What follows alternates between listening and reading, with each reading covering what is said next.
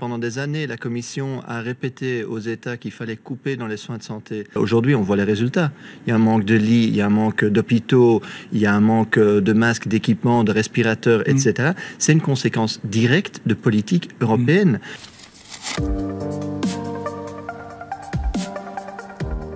Ça se passe comment, le confinement? Vous aussi, vous êtes bruxellois? Tout à fait. Je pense que pour tout le monde, c'est un peu difficile, mais on se rend tous compte que c'est absolument nécessaire et que c'est une des étapes, une des mesures qu'il fallait absolument prendre. J'espère qu'elle vaudra le plus rapidement aussi pour tous les travailleurs de les entreprises, secteurs non essentiels, et pour les autres qui doivent travailler, qu'ils aient tout le matériel de protection nécessaire, parce que ça m'inquiète beaucoup quand je vois comment le personnel soignant n'a toujours pas les équipements nécessaires pour se protéger.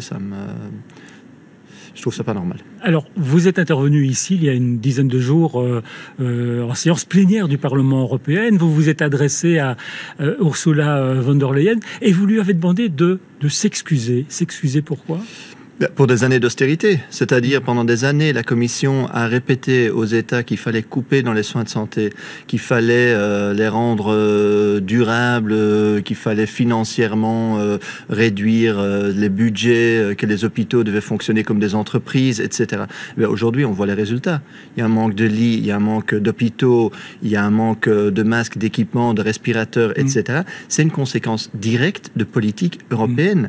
Et donc, moi, je trouve que face à ces gens-là, qu'on appelle maintenant à juste titre des héros, qui sont en train de se battre pour des vies, il faudrait que la Commission européenne d'abord commence par s'excuser et en deuxième lieu dit plus jamais cette austérité-là.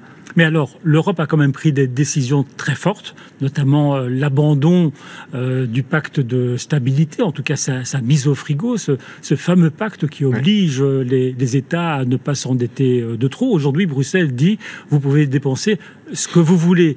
Vous n'osiez même pas en rêver. Évidemment, nous, on a depuis des années dit que ce pacte-là, ce pacte d'austérité était une erreur, qu'il fallait au contraire investir dans les services publics, dans les soins, mais aussi dans l'éducation, etc. Donc, on est de ce point de vue-là content. Maintenant, on constate que la Commission l'a mis, comme vous l'avez dit, au frigo.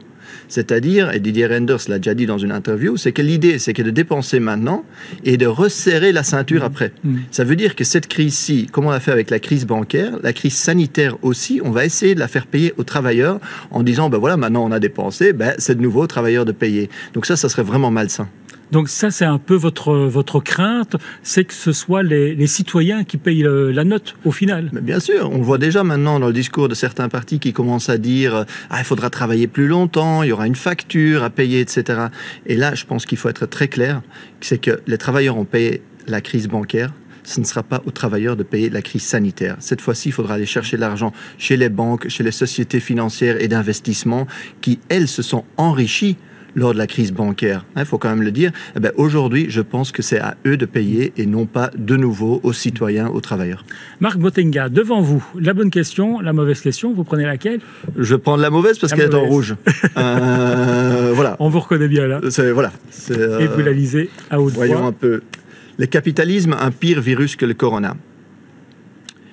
Écoutez, je ne vais pas parler en termes de mieux ou de pire. Le corona est en train de faire des milliers de morts, donc il ne faut vraiment pas minimiser cela.